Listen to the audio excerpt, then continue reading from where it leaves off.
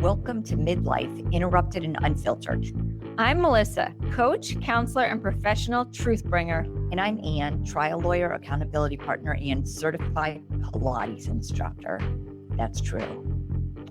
We're just two East Coast women who met at a kindergarten drop-off in the Midwest.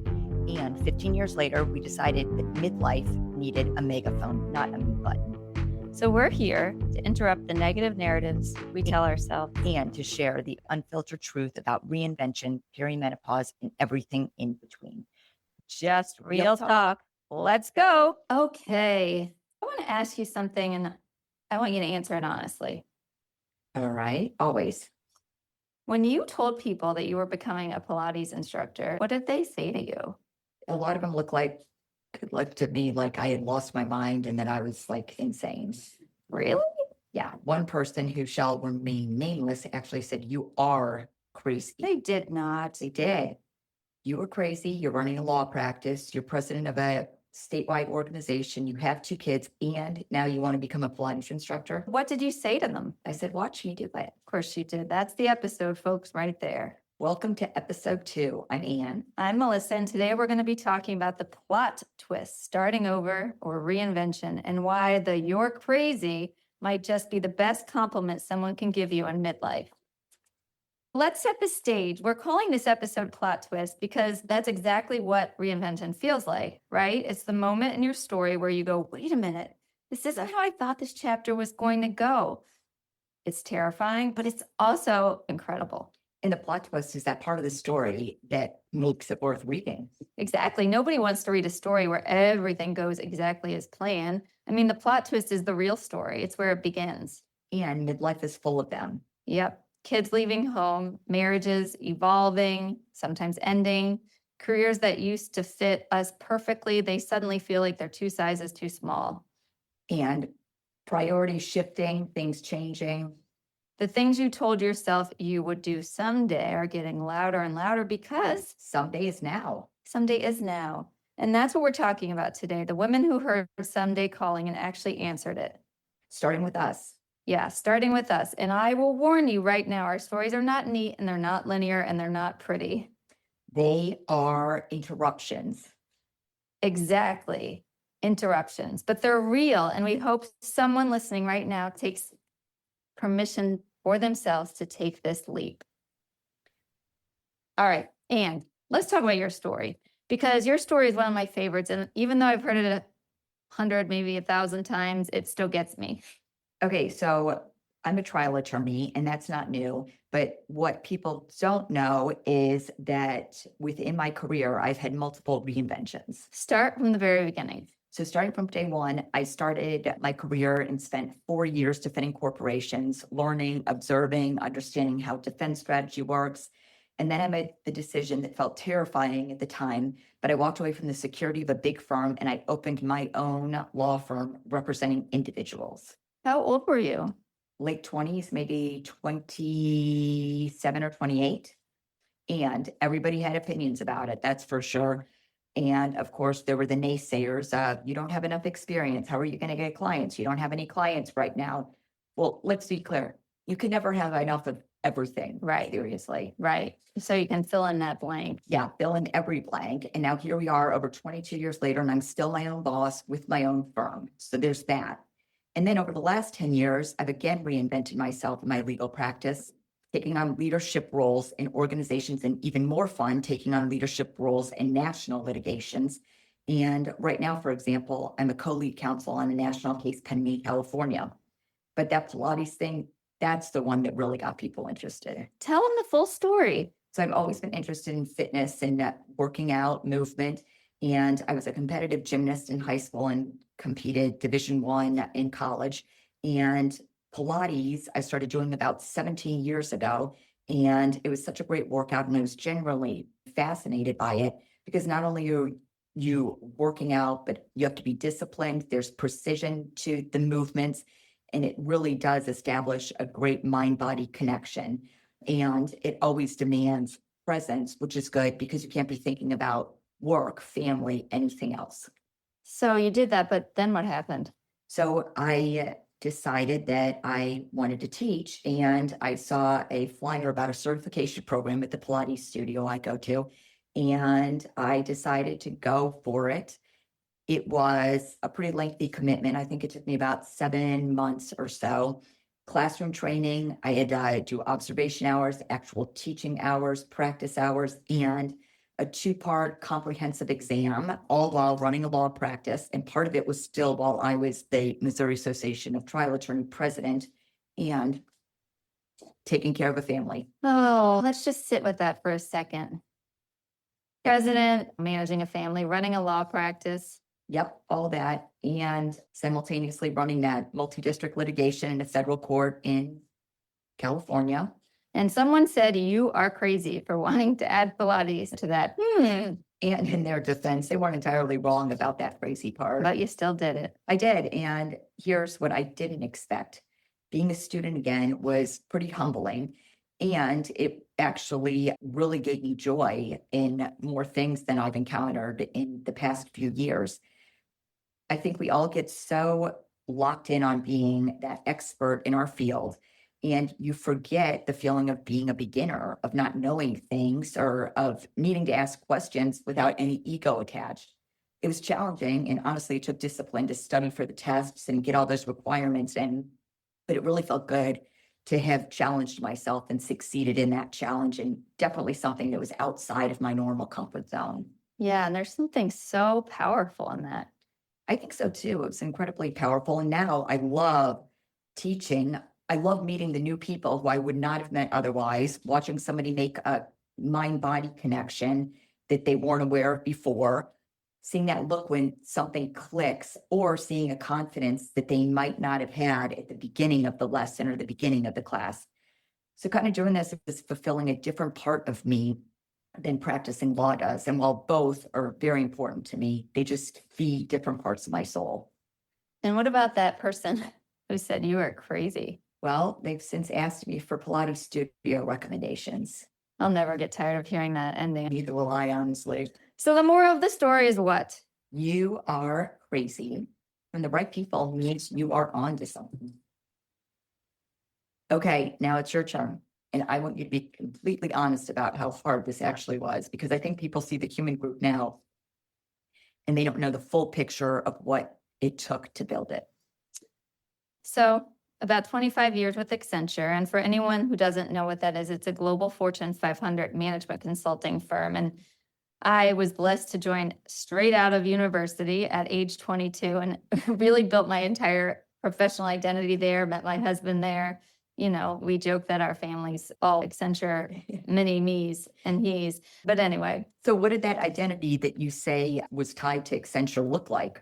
So senior HR leadership, management consulting, leadership and talent, performance and strategy development, travel, a lot of travel, both domestic and sometimes international.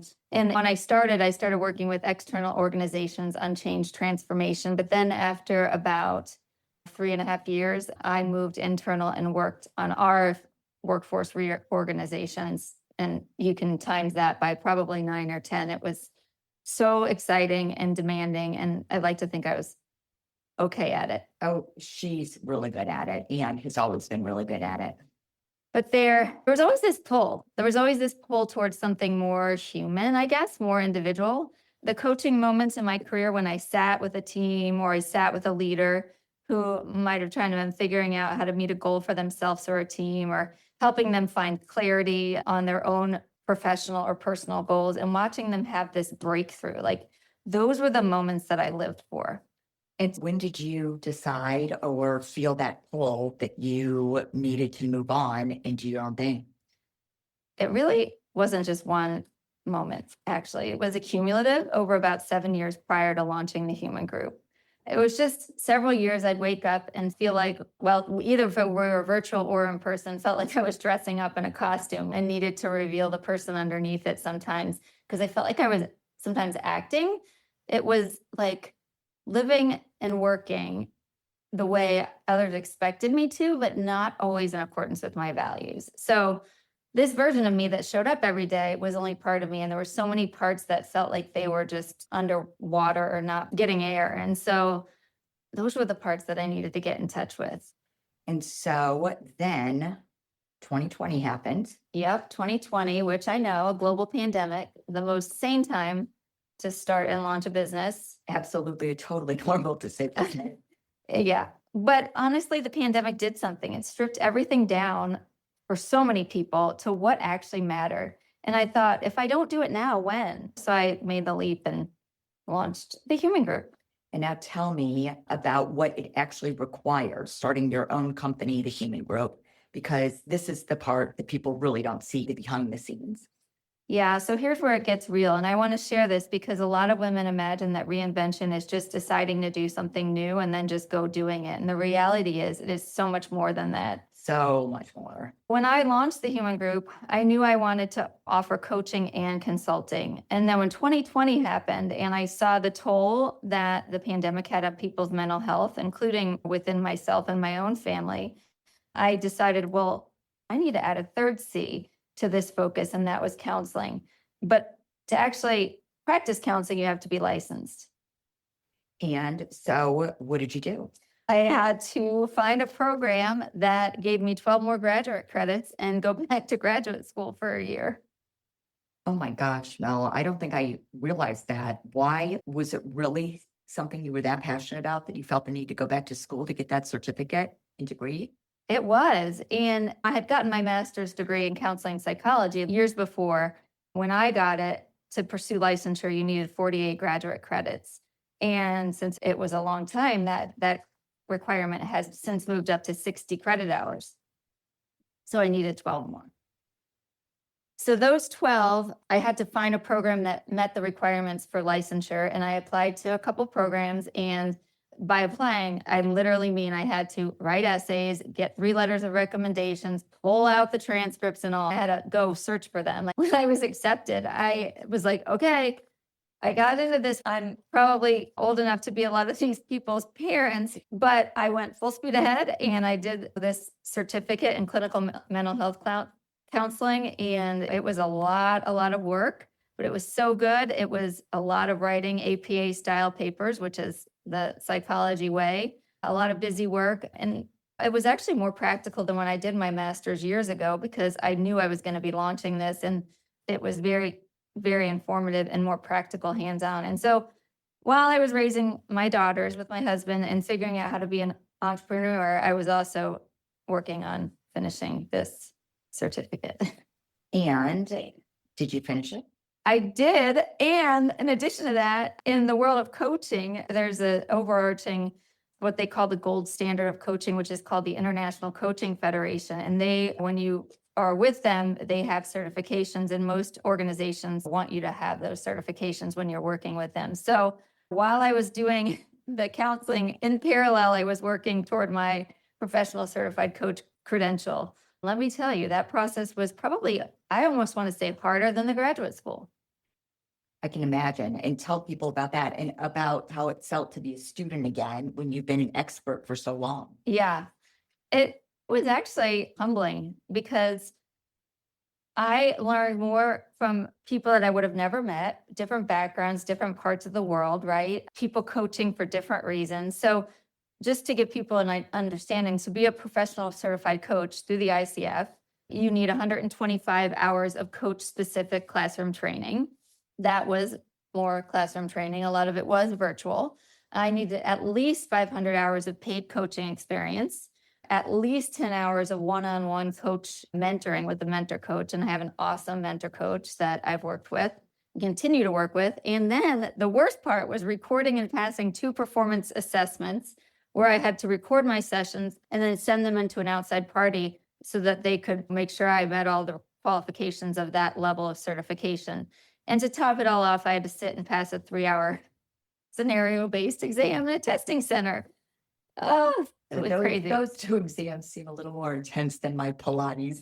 I don't know. Any exam it's not fun. I have test anxiety. I'd never had it before, but I also had to take an exam for my counseling license. So that was a whole other one. So, I had to take 2 for coaching, and then I had to take the 1 for counseling. And that's 3 major professional exams a graduate school year, and documenting all these coaching hours. and trying to figure out how all this and running a business because I had to still make money. And you did all this in midlife. And then a pandemic. And of course, life happened too. So life wasn't perfect, on the other side. I guess I would say I really, really pushed my boundaries. And were there days that you thought, why did I do this, or wanted to quit? Yeah, there were days when I sat at the desk and thought, my God, who do I think I am? Who told me I could do this? I could be working in an organization with fixed salary, a title. I'm sitting here studying for exams when I'm hoping I remember what I just read. And my colleagues are starting to think about retirement. Yeah. And on those days when you were saying to yourself, who do I think I am? Who told me I could do this? I don't know if I made the right decision. You would call me. I called Anne multiple times, more than she probably wanted. No, I love hearing from you. And every time, I hope I gave you a positive boost. What did you say to me? I said, you were born for this. Stop waiting for the permission of others. You don't need that. The credentials matter, and you're already exceptional at what you do. Just finish what you started this time. She did this, you guys, every single time. Because it was true every single time. And here's what I want every single woman that's listening to hear. This reinvention wasn't just deciding to do something new. It was literally going back to school, sitting for exams, logging hours, and rebuilding my credentials from scratch. And in some ways, not because I wasn't capable, but because the world changes and sometimes you have to meet it where it is. And did every single bit of it. I did. And I would do it again in a heartbeat. Sometimes I joke I want to get my PhD, but then my husband puts me back in my place. But I truly believe that now I'm privileged to do what I do. Every single client, every session, every breakthrough, every team, I absolutely love it. And it was worth every paper I had to write when I wanted to pull my hair out. And if I recall correctly, wasn't the same room that turned into your home office where you were studying the girls' nursery? It was from a nursery to a practice, now transforming hopefully people's lives. That's just awesome. Did anybody call you crazy? No one did, but if they had, I would have said, watch me just like you. Just like me. And here we are. Here we are. Women group existing for years now. There we go. Amen. Okay, so let's talk about the lies, because we both had to fight through them, and our listeners might be fighting through them right now. So Yes. let's talk about those. Okay, lie number one. I'm too old for this. The Hall of Famer of those self-limiting beliefs. That one, I think, stops more women in pursuing something they're passionate about than any other. Yeah. Here's the truth, though. The average life expectancy for women now in the US is around 82-ish years old. So if you're 45, you could potentially have 37 more years of productive, creative, and meaningful life ahead of you. 37 years, if not more. Exactly. So this is more years than you've been an adult. So you haven't even hit halftime yet. And if I can go back to school and sit for exams with test anxiety and start a new business, I'm telling you, anyone can do it. And I couldn't have done it at age 25. And I have to say, I think too, that we all have resources and skills later in life that we didn't have at 25.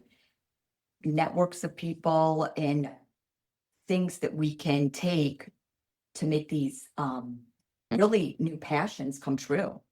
Let's move on. Line number two. I don't have the right credentials or experience to do that. And this one's kind of tricky because sometimes it's partially true. And somebody might need more training or might need a certification like you did, and you might have to go back to school or take courses, but it doesn't mean you can't go back and do that. Right, exactly. And here's what I want to say about that to everyone. So what? Say it louder. So what? So I needed 12 more graduate credits and all these coaching hours and sit for exams. You know what? The credential gap is not a stop sign. It's really like a to-do list, right? There's a path from where you are to where you want to be.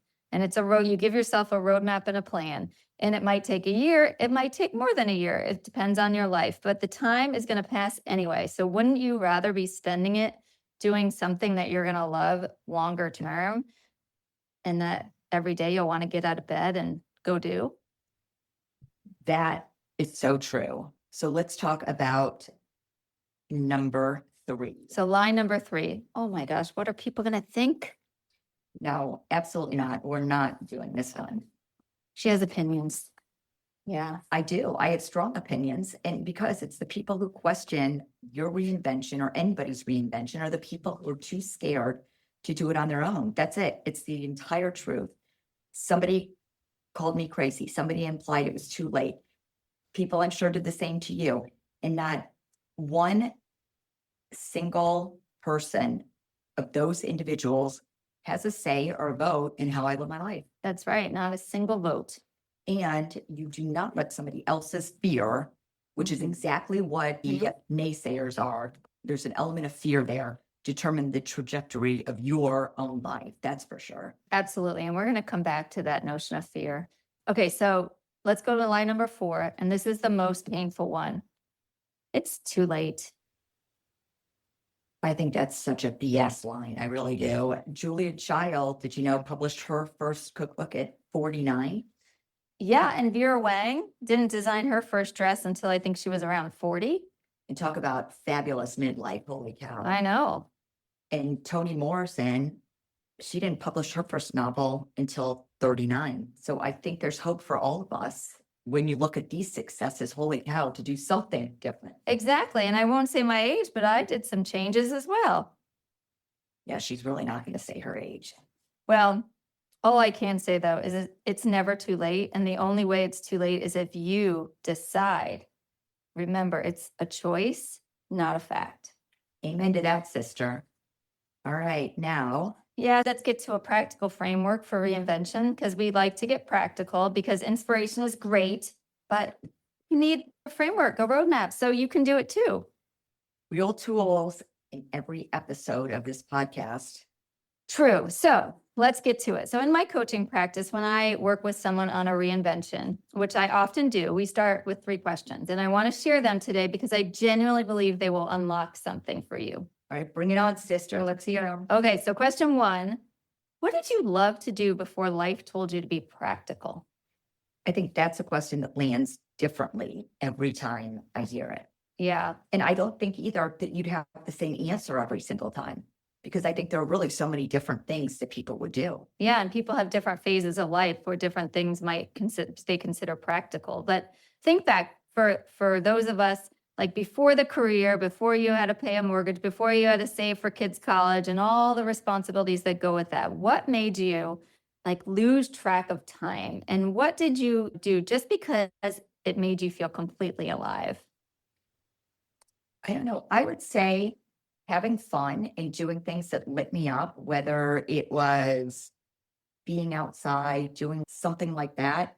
And I think it always changes. I mean, I do remember liking to be an advocate for others, especially the underdog, but I don't think there's always a single answer to that question either. So, I would say the other thing when you're an advocate is you have to sometimes be the upstander, right? Not the bystander.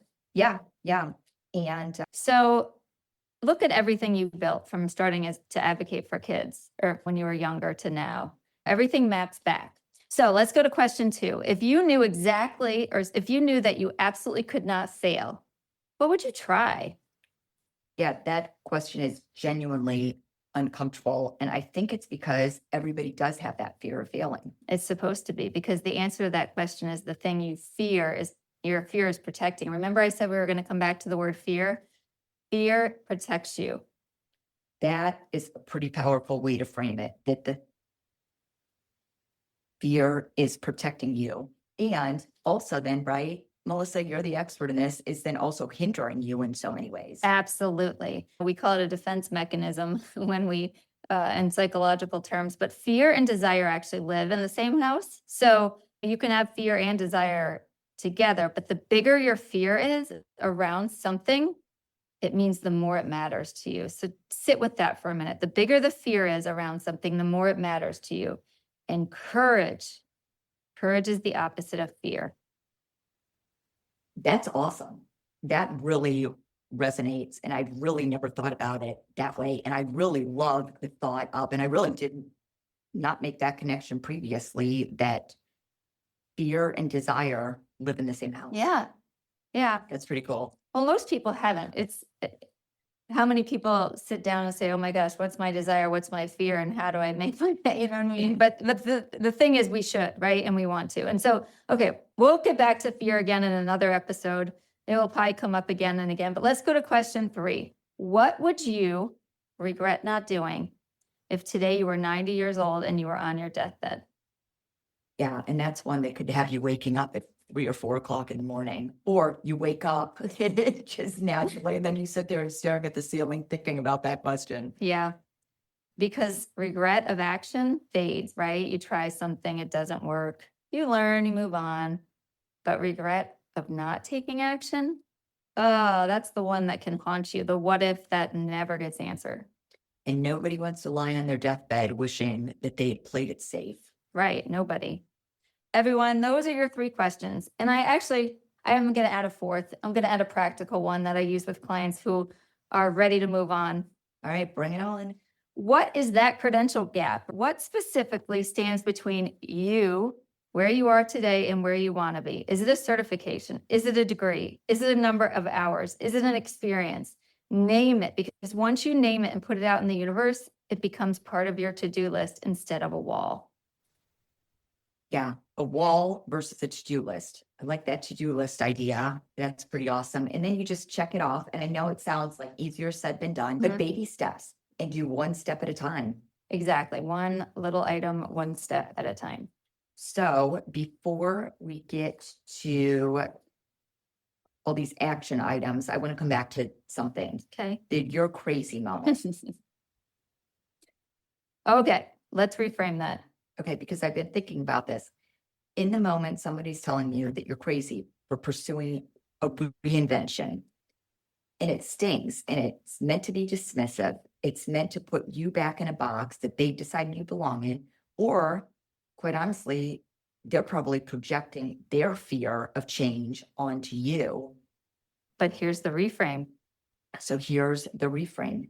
Every significant thing that has ever been built, every business, every movement, every piece of art, every career pivot that's changed someone's life was called crazy at first.